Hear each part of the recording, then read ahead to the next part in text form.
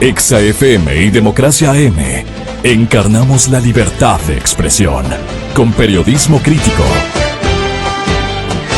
8:20. El conteo rápido.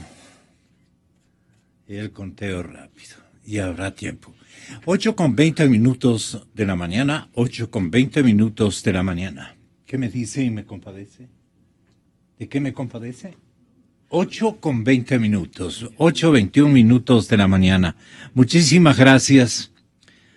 Vamos a conectar con Farid Simons. Tenga la gentileza. Respetable señor doctor Gustavo Medina, respetable señor doctor Mauro Terán, los dos exfuncionarios de nivel supremo, de nivel alto, en el tema jurídico, en el tema de la Procuraduría y en el tema de la otrora excelentísima Corte Suprema de Justicia.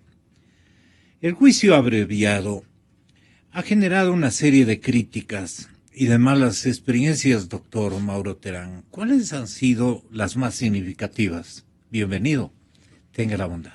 Buenos días, Gonzalo. Buenos días, ¿Por qué le ponen Gustavo? juicio abreviado? ¿Por qué le bautizan de esa manera?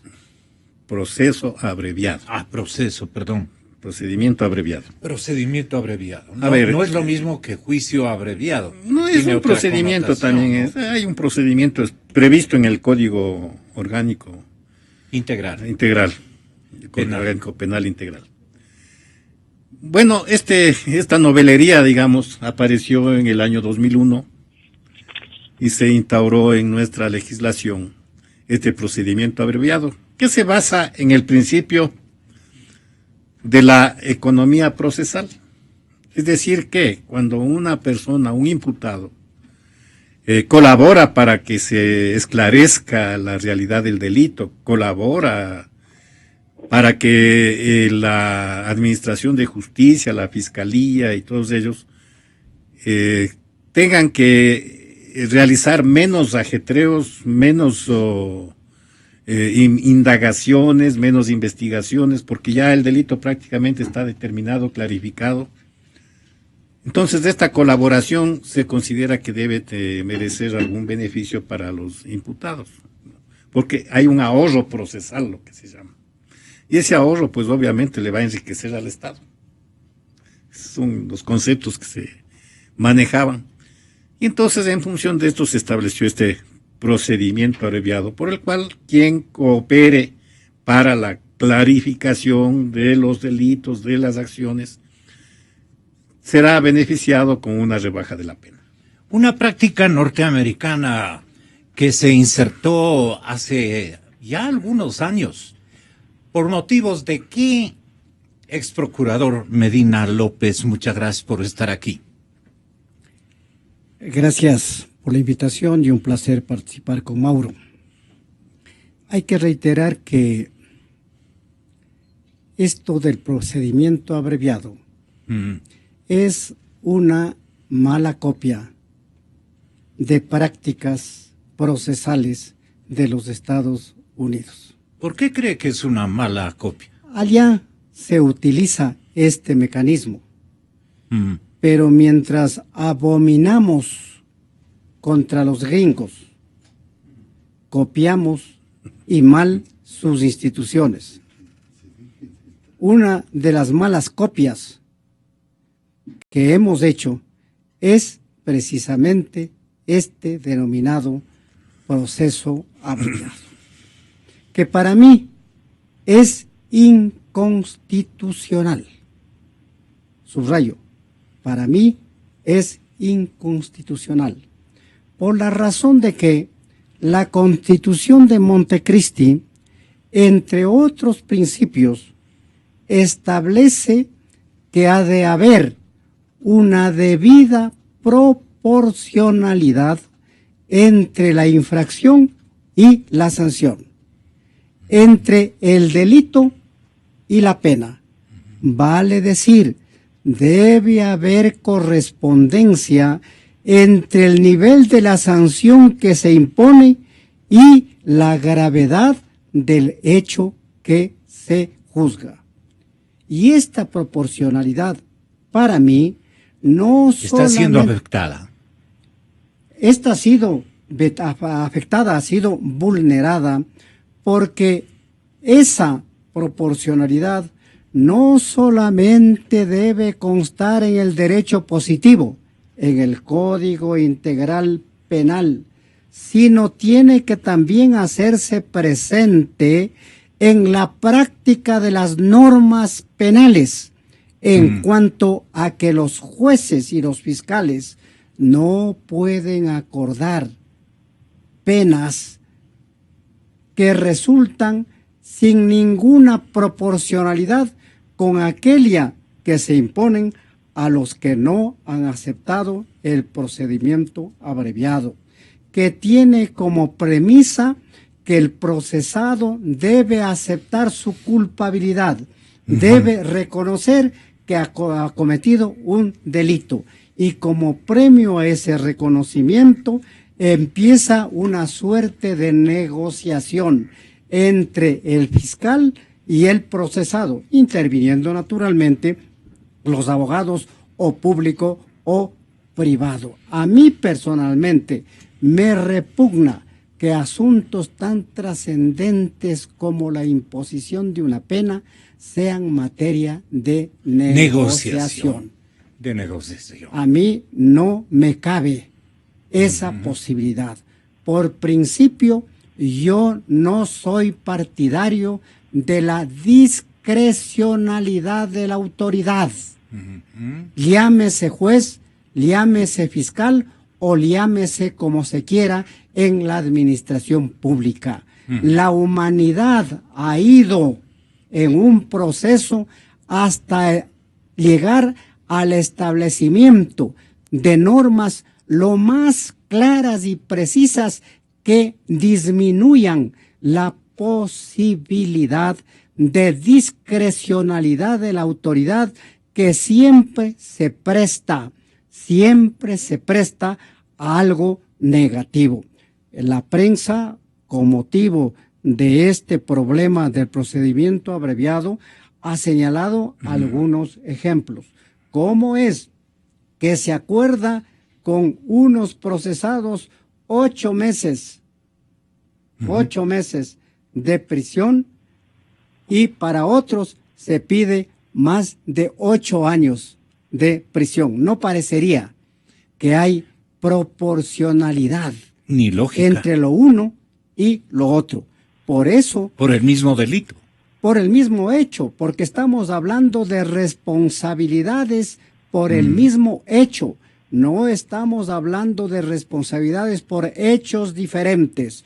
Estamos hablando de participación de más de una persona en respecto del mismo hecho, que es lo objetivo sobre lo cual la autoridad debe pronunciarse. Van ante un juez quienes son detenidos, son enjuiciados, son procesados. Catedrático Paraísimos, van donde un juez de lo penal porque están acusados de un fuerte peculado. ¿Cómo se prepararon de bien los que sabían que iban a caer en esos procedimientos fuera de ley?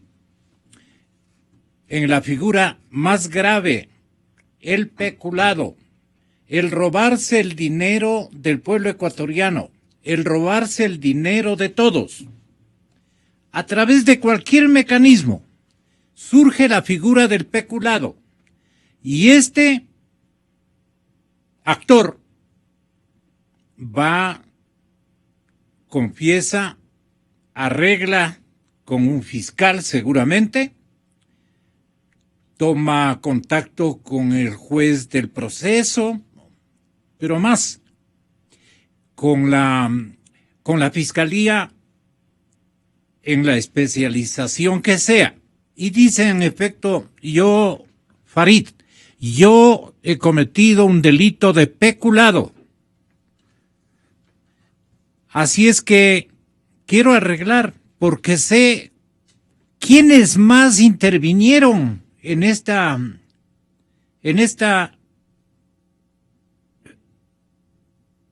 delito? En este delito. Y arregla con el fiscal, arregla seguramente con la juez o con el juez.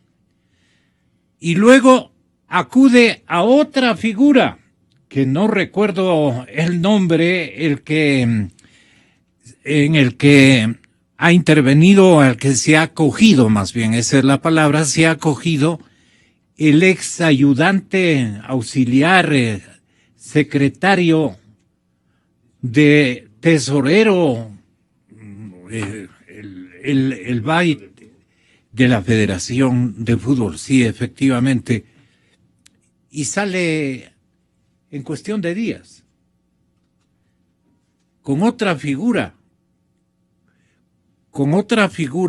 aprobada igualmente en este gobierno. ¿Qué preveían? Que tenían todo listo para hacer este tipo de giros, y a título de que imitaron la jurisprudencia o las normas aplicadas en una nación como la Unión Americana, como Estados Unidos, pues aquí les va a ir re bien a todos los que salgan acusados de delitos de peculado. Seguramente fue con esa intencionalidad. ¿Qué le han preguntado sus alumnos respecto de las motivaciones que han generado esto que dan en llamar novelería, mis invitados al estudio, y que seguramente sus alumnos también le habrán bautizado de otra manera? Yo presumo de que son modificaciones realmente estructurales que van a ir en beneficio de los que se acojan a esas figuras, a sabiendas de que iban a caer con las manos en la masa, acogerse a estos instrumentos. Me parece nada justo frente a los derechos de la sociedad ecuatoriana y de la coherencia y lógica jurídica. Tenga la bondad, Farid, buenos días. ¿Qué dicen los alumnos sobre esta institución? Buenos días, Gonzalo. Buenos días, doctor Silva, doctor Terán. Un gusto, como siempre, compartir con ustedes esta conversación. La primera cuestión es que sí genera un nivel de indignación lo que suena, lo que parece, lo que se presenta como una forma de impunidad institucionalmente autorizada, porque cuando la respuesta del Estado frente a un delito es tan pequeña, es tan poco relevante, parecería que se está favoreciendo la impunidad. Entonces yo creo que hay, cuando uno mira los números de estos delitos, especialmente estos actos, de estos delitos públicos, de estos delitos que han generado mucha conmoción, mucha indignación, y ve la respuesta institucional, sí, hay una sensación, creo yo, social de que se está favoreciendo la impunidad. Si esto lo hicieron calculando y sobre aviso de las posibilidades de la sanción, no podría afirmar, pero sí que hay tres niveles distintos de análisis. El primero es el por qué un sistema abreviado y por qué un sistema que tiene salidas de este tipo. No tiene que ver, me parece a mí, con copiar algo, copiar una figura, sino con la lógica de un sistema más global. Nosotros sí tenemos, conjuntamente con el respetable caballero doctor Mauro Terán, una experiencia súper actualizada de la época, en el sentido que yo dejo entrever que esto se preparó para este tipo de delitos de peculado y otros gravísimos. Alex Bravo, estoy leyendo, señoras y señores, una columna del día lunes 17 de octubre. De ayer, compañeros. En esta crónica firmada por Sarita Ortiz, la querida compañera redactora 1 del periódico El Comercio, dice en uno de los párrafos, doctor Medina, doctor Farid Simons, doctor Terán, usted sí conocía de esto. Alex Bravo. Escuche bien el público. Alex Bravo. Sí sabemos, pues, quién es Alex Bravo, ¿no? Sí sabe, compañera. Sí sabe, Florcita sabe. Alex Bravo. Me está oyendo, Alex. Ex gerente de Petroecuador. Qué lindo, Alex. Acusado de enriquecimiento ilícito y de haber recibido más de 12 millones de dólares en supuestos sobornos en cuentas offshore. También ha solicitado acogerse al procedimiento abreviado. El pedido será analizado el 10 de noviembre. Y quien ya se benefició, para dar los nombres completos, se benefició con este mecanismo, se llama Vinicio Luna, exfuncionario de la Ecuafútbol, secretariazo de Luis Chiriboga. El exdirectivo, Bobby dice usted, el exdirectivo reconoció que el lavado de activos, reconoció que lavó activos y recibió una sentencia de 12 meses de prisión. De hecho, Luna cumplirá los 2 últimos meses de su pena fuera de la cárcel, tras también acogerse al régimen semiabierto de libertad controlada. El procedimiento abreviado también fue aplicado en el juicio contra los oficiales Luis Carrera y Ernesto Montenegro, miembros de una red de corrupción en el interior de la Policía Nacional. Vean ustedes. ¿Cómo le parece, Farid? Yo creo que estoy totalmente de acuerdo con ustedes con esta sensación de indignación que genera estos penas y estas medidas que evidentemente no están en relación a la gravedad de la acción de una persona, y cómo en casos muy parecidos y en condiciones muy parecidas los jueces aplican penas muchísimo más duras de otras personas. Esto es un defecto que estamos viendo en el sistema, un defecto que está promovido por una normativa diseñada, no creo que para favorecer la impunidad por los delitos de peculado, sino diseñada, pensada en lo que es el sistema, un sistema acusatorio que requiere salidas anticipadas. Ahora, está claro que después de estas prácticas, los pisos y los techos de las medidas, en el caso de los juicios abreviados, deberían estar establecidos en la ley para que el juez no tenga esa discrecionalidad tan ridícula que, como para la misma acción, en un caso pone 1 año, en el otro pone 3 años con las mismas condiciones en la misma negociación. Y cosas, porque hay que recordar, el juicio abreviado se permite para procesos penales donde la posible pena sería hasta de 10 años.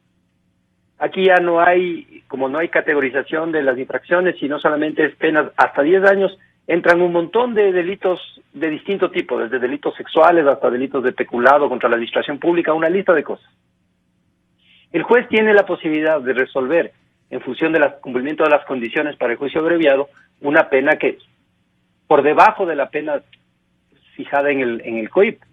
Lo que está pasando ahorita no es tanto quitar el juicio abreviado, es poner las reglas para que no se permita la impunidad, porque sí, primero no vamos a ir para atrás, o sea, el tema de la irretroactividad de la ley implica en esta materia desfavorable que no se aplica hacia el pasado la función, o no se aplique estos cambios hacia el pasado. Entonces, estos casos que nos repugnan y que está listando, que leyó ahora, no van a pasar, no van a cambiar.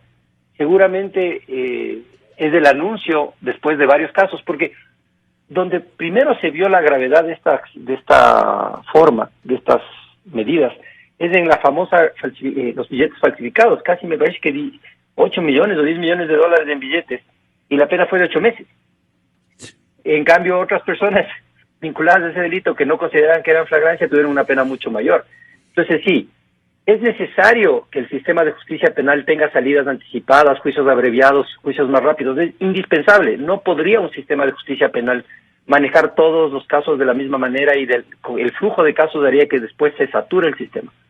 Sin embargo, no es aceptable en ningún sistema de justicia estas desigualdades. Ahora, que si Alex Bravo estaba calculando que se le aplique este tipo de delito eventualmente si se le encontraba, Puede ser, ahora veamos si el juez cumple lo que tiene que hacer, porque ahí hay dos cosas. Una es la pena y otra es la incautación de los bienes. Si el juez realmente hace lo que tiene que hacer, no solamente le aplicará una pena de privación de la libertad, sino que incautará los bienes producto del delito. Y eso me parece que en términos concretos, en este caso, sería una respuesta mucho más coherente para el delito que se cometió. ¿A usted qué le parece, doctor Terán? Bien, Gonzalo, yo debo señalar terminantemente lo siguiente. Este procedimiento abreviado significa una trampa para los inocentes y un atajo para los culpables. ¿Por qué? Nosotros analizamos el Código Orgánico Integral Penal en el artículo 5, donde dice principios procesales. El numeral 8 señala lo siguiente, dice prohibición de autoincriminación. El numeral 8 dice, ninguna persona podrá ser obligada a declarar contra sí misma en asuntos que puedan ocasionar su responsabilidad penal. Entonces, obviamente aquí dice, ninguna persona podrá ser obligada a declarar contra sí misma. Pero cuando se establece el procedimiento abreviado, se establece una tentación, sobre todo para una persona inocente, es inocente, pero no sabe cómo probar su inocencia. A veces se dan estas circunstancias. Entonces, ¿qué hace el inocente? No le queda más que autoincriminarse para obtener una ventaja en la valoración de la pena. Entonces es una trampa. Ahora, el culpable, el malicioso, en cambio, ve en esta posibilidad una salida un atajo para evadir la realidad, la efectividad de la pena que debía haber tenido por el delito que cumple. ¿Y ahí qué hacemos? Y ahí justamente juega el grave problema de la discrecionalidad de los jueces. Mire, Gonzalo, yo veo una cosa que aquí en el código, una grave contradicción entre dos figuras. Usted ve el artículo 491 del Código Orgánico Penal, habla de la cooperación eficaz. Y el artículo 635 habla del procedimiento abreviado. Una cosa es la cooperación eficaz y otra cosa es el procedimiento abreviado, pero le voy a hacer ver cómo es que es enrevesada esta disposición. Sí, pero ¿en qué consiste la cooperación eficaz? Ya. Cooperación eficaz, dice, se considera por cooperación eficaz el acuerdo de suministro de datos, instrumentos, efectos, bienes o información precisas, verídicas y comprobables que contribuyan necesariamente al esclarecimiento de los hechos investigados o permitan la identificación de sus responsables o sirvan para prevenir, neutralizar o impedir la perpetración o consumación de otros delitos de igual o mayor gravedad. Igual que el otro. Ya. Pero vamos a ver los beneficios que se conceden en este caso de la cooperación eficaz. También. Claro, el artículo 493 dice concesión de beneficios a la cooperación eficaz. Dice, la o el fiscal propondrá a la juez o juez una pena no menor del 20%, no menor del 20% del mínimo de la fijada para la infracción en que se haya involucrado el cooperador. ¿Se da cuenta? Pueden rebajarle el 80% de la pena. En casos de alta relevancia social y cuando el testimonio permita procesar a los integrantes de la cúpula de la organización delictiva, caso Petroecuador, la o el fiscal solicitará a la o el juzgador una pena no menor al 10% del mínimo de la pena fijada en la infracción contra la persona procesal que colabore eficazmente. Dese cuenta, aquí está la discrecionalidad. Ahora veamos el otra.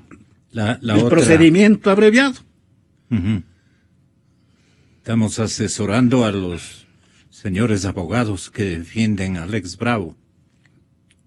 Dice, el procedimiento abreviado... ¿A cuál se va a acoger, Alex? Dice, la persona procesada deberá consentir para el procedimiento abreviado. La persona procesada deberá consentir expresamente tanto la aplicación de este procedimiento como la admisión del hecho que se le atribuye. Es decir, tiene que autoincriminarse, con lo cual se está violentando el principio que yo señalé anteriormente. Claro. Indirectamente. Si es que es inocente y no le queda más alternativa, pues no le queda más que autoincriminarse. Una barbaridad. Por eso es que en el sistema norteamericano se cometieron gravísimas injusticias. ¿No? Ahora, ¿qué dice aquí?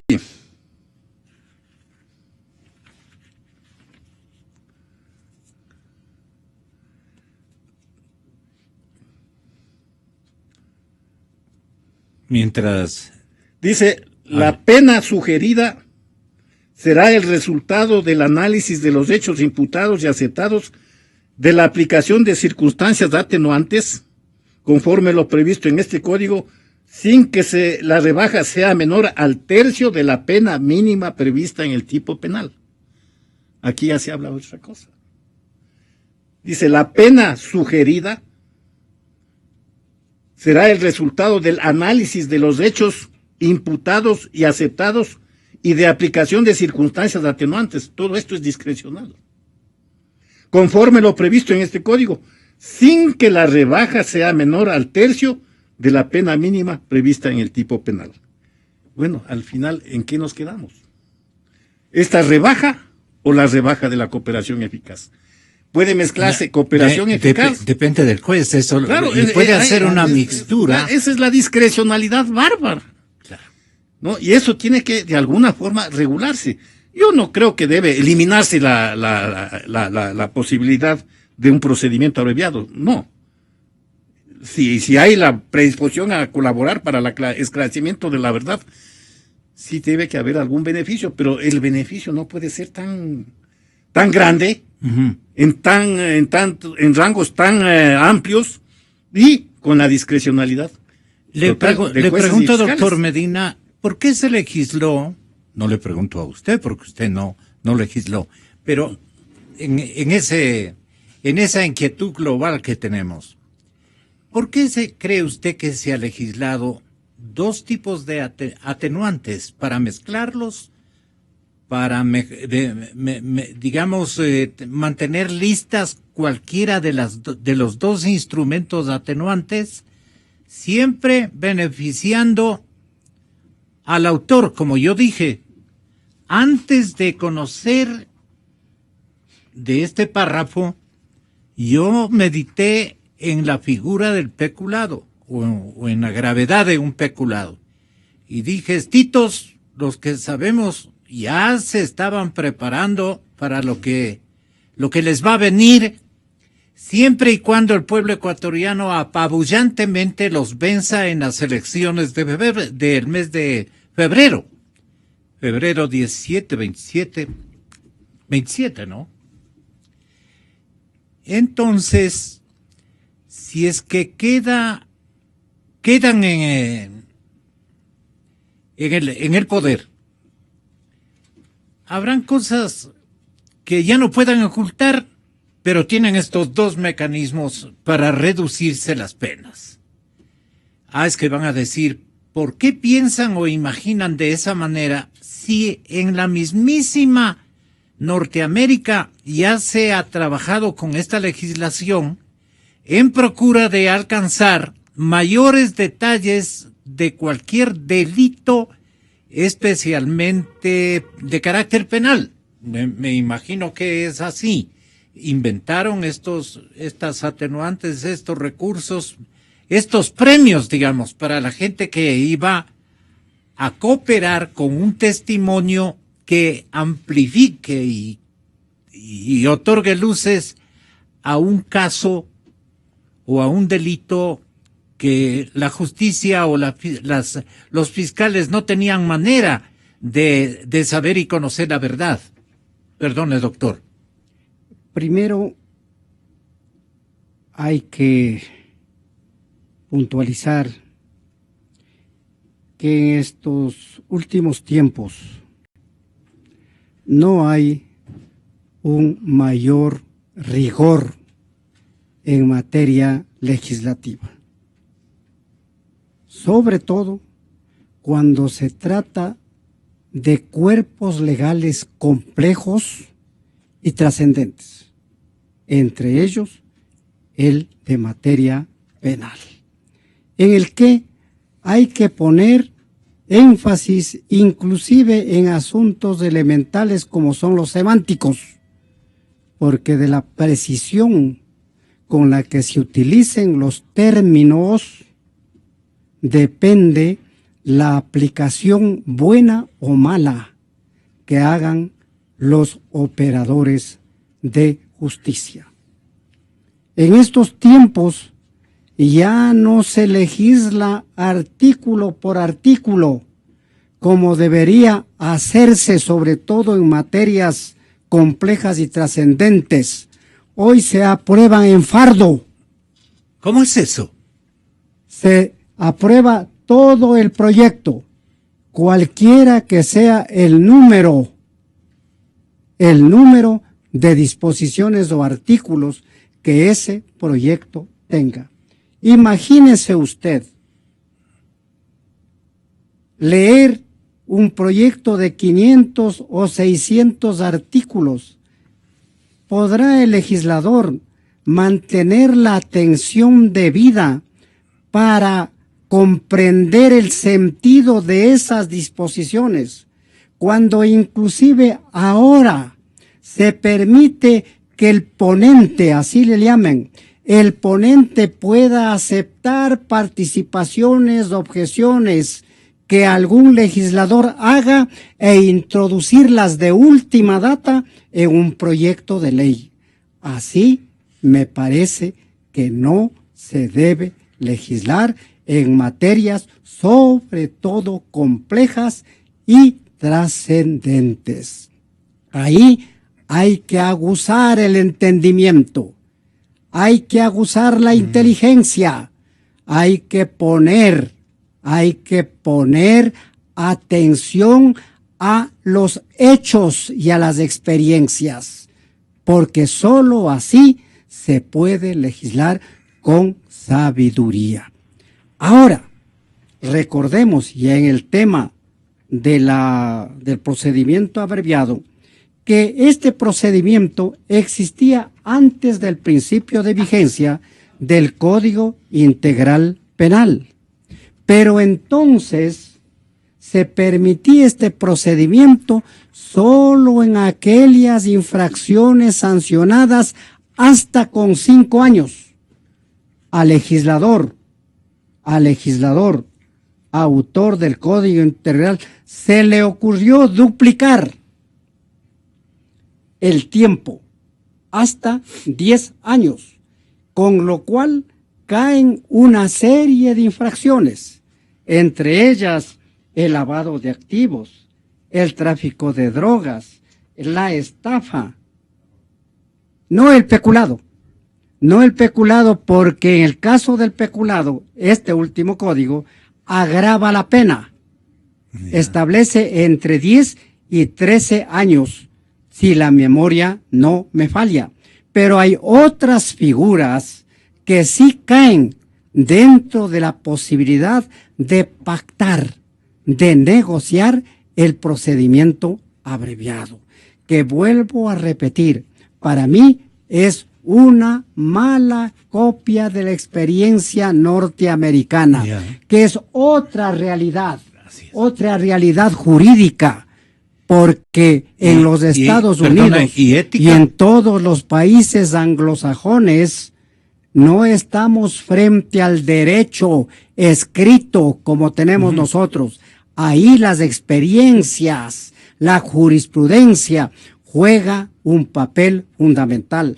Aparte del tema que usted ha tocado, el tema ético, que se refiere a la formación de los actores jurisdiccionales, a la seriedad y a la independencia. ¿Cómo comparar un juez norteamericano con un juez de seriedad e independencia de la administración de justicia? Esta es la clave de una eficaz administración de justicia. Por eso señalé en mi anterior intervención, yo no soy partidario de estas amplias facultades discrecionales para la autoridad, porque eso se presta precisamente a hechos como los que ha señalado la prensa y los que ha enfatizado Mauro en esta mañana. Mauro Terán, con algún un finalazo que pueda quedar bien, porque hay una coincidencia importantísima entre los dos maestros. Tenga la bondad, Mauro. Sí, bueno, lo que dice Gustavo muy bien y con mucha claridad. Este tipo de... O sea, esta legislación se la puede llamar legislación tramposa, interesada en lo que iba a ocurrir meses o años más tarde. Yo soy periodista y tengo que preguntar de esa manera, pues, ¿no? Las intencionalidades nada éticas que tuvieron los miembros de las asambleas que descubrieron el agua tibia, digamos. Bueno, sí se legisla con cierto sentido de evasión, con cierto sentido de impunidad, diría yo francamente, violentamente, porque esto también tiende a la impunidad. Claro. Es otra de las instituciones para la impunidad. Claro. De igual forma, como ya conozco que se está tramitando una ley que va a limitar la información de las personas, obviamente para mantener en secreto muchos datos que van a evitar la fiscalización y van a generar igual impunidad. Es decir, ya se preparan con antelación. Pero lo grave es que estas figuras, que a lo mejor tienen buen interés, buena intención, pero el momento en que generan discrecionalidad, no se establecen reglas claras, ni límites precisos, como estas dos, contradicción de estas dos figuras, ¿no? Claro. La cooperación eficaz, ¿no? Por un lado. Y por otro lado, pues, tenemos la famosa que estamos hablando, pues, el procedimiento abreviado. En el uno se establece un tipo de normas de premios. De rebaja, porque dice... De premios. Pues, claro, no menor al 20% en el caso de penas de 5 años y no menor al 10% en penas de 10 años.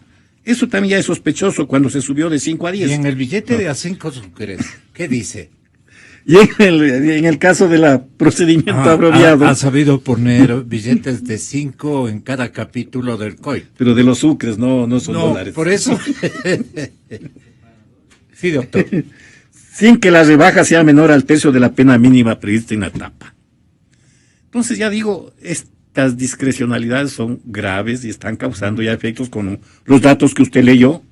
Ya el señor Alex Bravo también se ha acogido a esto, que el 10 de noviembre es la audiencia, pues estemos pendientes a ver qué va a pasar el 10 de noviembre para nuevamente inaugurar el monumento a la impunidad en este país. ¿Acosta? No. El señor abogado habría que hacerle una preguntita, ¿no? Usted, señor abogado de Alex Bravo, defensor por derecho del exgerente de Petroecuador, ¿se va a acoger a cuál de las dos disposiciones bastante tramposas de lo legislado en el COI? Es una buena pregunta. Pero termina este programa con el análisis correspondiente el catedrático de la Universidad San Francisco de Quito, Farid Simons. Gonzalo, los colegas tienen toda la razón de esta sensación de indignación que puede provocar la aplicación de estas figuras legislativas.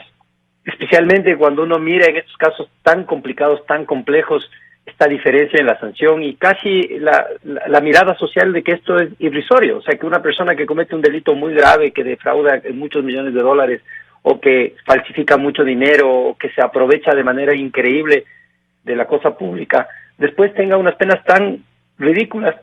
Pero hay tres cosas que son inevitables en el sistema de justicia. La primera es un margen de discrecionalidad. Todos los jueces tienen un margen de discrecionalidad, que esto es para conciliar el tema, la sensación de la dureza de la norma con la justicia de cada caso.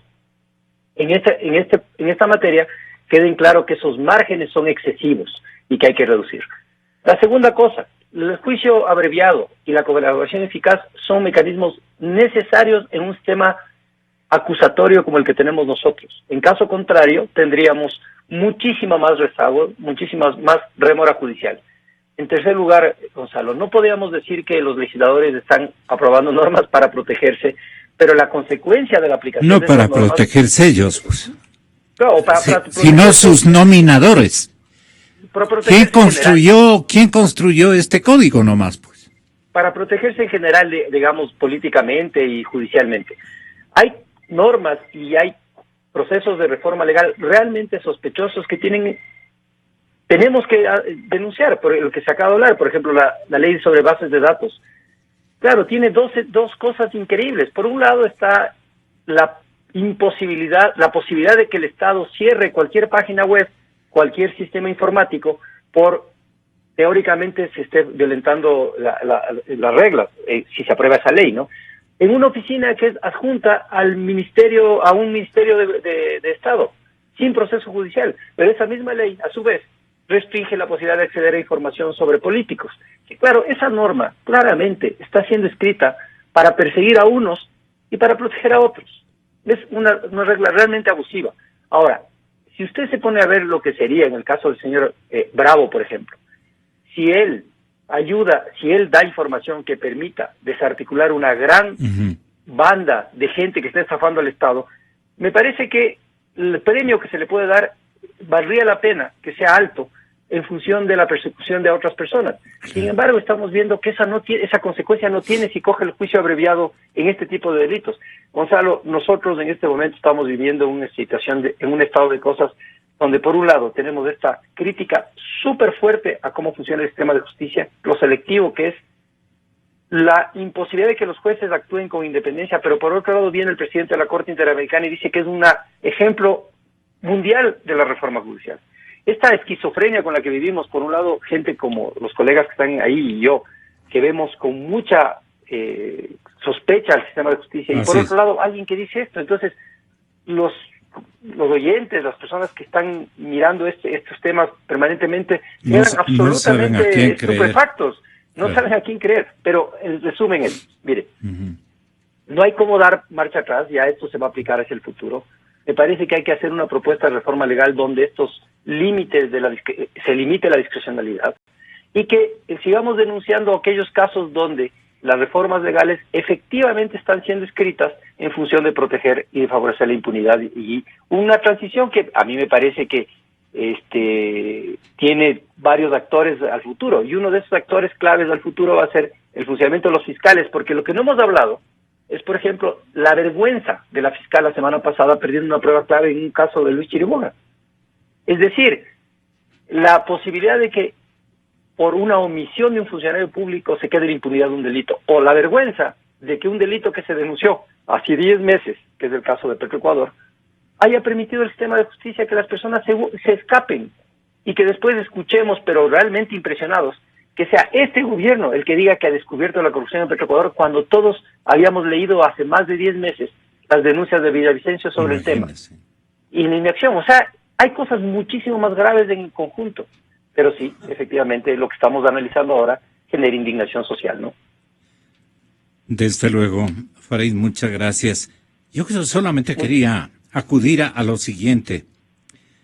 Un editorial de esta víspera de Andrés Vallejo, el personaje que estará con nosotros en breves instantes para un tema más o menos parecido, si cabe el término.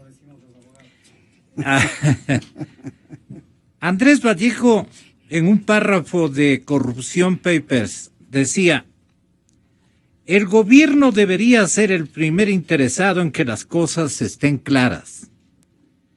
A los altos funcionarios les conviene que no se sospeche corrupción como en la refinería de Esmeraldas, sobre los que un manto de encubrimiento podría estar, de hecho, tejiéndose. Si no existe la decisión de transparentar la realidad, esto sí se debería explotar. Ya nos dirá su pensamiento Andrés en contados instantes, pero buena onda. Muchísimas gracias por esta generosa concurrencia y todo lo que ustedes han dicho para la reflexión. Señoras y señores, el tema que sigue, el correísmo, ¿tiene una estrategia para conservar el poder? ¿Y cuál es esa estrategia? Reinventarse con Lenín Moreno. Ellos quieren quedarse en el poder. Invitados, el expresidente de la Asamblea o del Congreso Nacional a la usanza anterior, Andrés Vallejo, los periodistas Talía Flores y el periodista de investigación Juan Carlos Calderón. Bienvenidos a los dos, bienvenidos a los tres. Y a ustedes, muchísimas gracias por la gentil concurrencia, porque estamos buscando la verdad.